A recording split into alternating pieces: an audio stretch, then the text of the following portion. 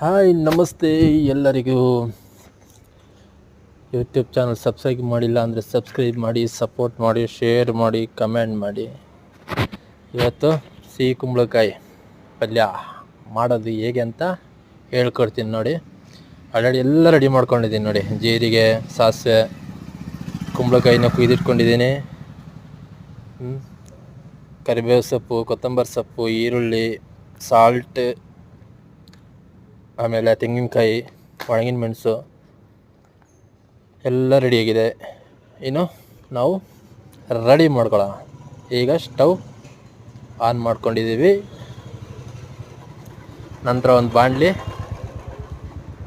ಬಾಣಲಿ ಎಷ್ಟು ಬೇಕು ಎಣ್ಣೆ ಒಯ್ಕೊಳ್ಳಿ, ಆಯಿಲ್ ಹಾಕೊಳ್ಳಿ.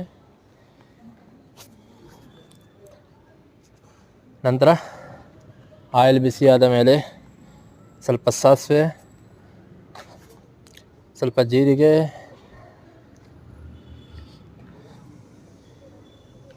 ಚಾನಲ್ ಸಬ್ಸ್ಕ್ರೈಬ್ ಮಾಡಿ, ಸ್ವಲ್ಪ ಬೆಳ್ಳುಳ್ಳಿ, ಒಂದು 4 ಬೆಳ್ಳುಳ್ಳಿ, ನಂತರ ಕರಿಬೇವು ಸೊಪ್ಪು. ತುಂಬ ಚೆನ್ನಾಗಿರುತ್ತೆ ಈ ನೀರು ದೋಸೆಗೆ ಎಲ್ಲ, ತುಂಬ ಚೆನ್ನಾಗಿರುತ್ತೆ ತಿನ್ನೋಕ್ಕೆ. ಆಮೇಲೆ ಒಣಮೆಣಸು, ಆಮೇಲೆ ಗ್ರೀನ್ ಚಿಲ್ಲಿ, ಹಸಿಮೆಣಸು, ಒಂದು 4 ಹಸಿಮೆಣಸು, ಆಮೇಲೆ ಕುಯ್ದಿಟ್ಟಿರೋ ಈರುಳ್ಳಿ. ಇನ್ನು ಸ್ವಲ್ಪ ಹೊತ್ತು ಚೆನ್ನಾಗಿ ಈರುಳ್ಳಿ ಫ್ರೈ ಮಾಡ್ಕೊಳ್ಳಿ. ಓಕೆ. ನನಗೆ ನಂತರ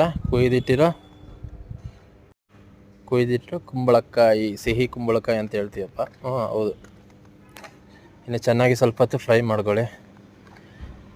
ಸ್ವಲ್ಪ ಹೊತ್ತು ಫ್ರೈ ಆದಮೇಲೆ ಉಪ್ಪು ಹಾಕೋಬೇಕು. ಉಪ್ಪು, ಮಸಾಲೆ ಐಟಮ್ಸು ಈಗಲೇ ಹಾಕೋಕ್ಕೆ ಹೋಗಬೇಡಿ. ಸ್ವಲ್ಪ ಹೊತ್ತು ಕಳೆದು ಹಾಕಿ. 10 ನಿಮಿಷ ಆಗಿದೆ. ಟೇಸ್ಟಿಗೆ ತಕ್ಕ ಉಪ್ಪು ಹಾಕೊಳ್ಳಿ.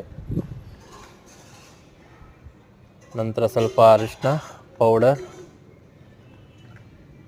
ನಂತರ ಸ್ವಲ್ಪ ಧನಿಯಾ ಪೌಡ್ರ್ ಹಾಕ್ಕೊಳ್ಳಿ. ಇನ್ನು ನೋಡಿ, ರುಬ್ಬಿರೋ ಕೋಕೋನಟ್ ತಗೊಳ್ಳಿ. ಕೋಕೋನಟ್ ಇಂಪಾರ್ಟೆಂಟ್, ಚೆನ್ನಾಗಿರುತ್ತೆ, ಟೇಸ್ಟ್ ಆಗಿರುತ್ತೆ. ಇನ್ನು ಚೆನ್ನಾಗಿ ಮಿಕ್ಸ್ ಮಾಡ್ಕೊಳ್ಳಿ. ರೆಡಿಯಾಗಿದೆ, ಆಲ್ರೆಡಿ ಟೇಸ್ಟಾಗಿ ರೆಡಿಯಾಗಿದೆ ನೋಡಿ. ರೆಡಿಯಾಗಿದೆ. ಅದ್ರ ಮೇಲೆ ಸ್ವಲ್ಪ ಕೊತ್ತಂಬರಿ ಸೊಪ್ಪು ಹಾಕ್ಕೊಳ್ಳಿ.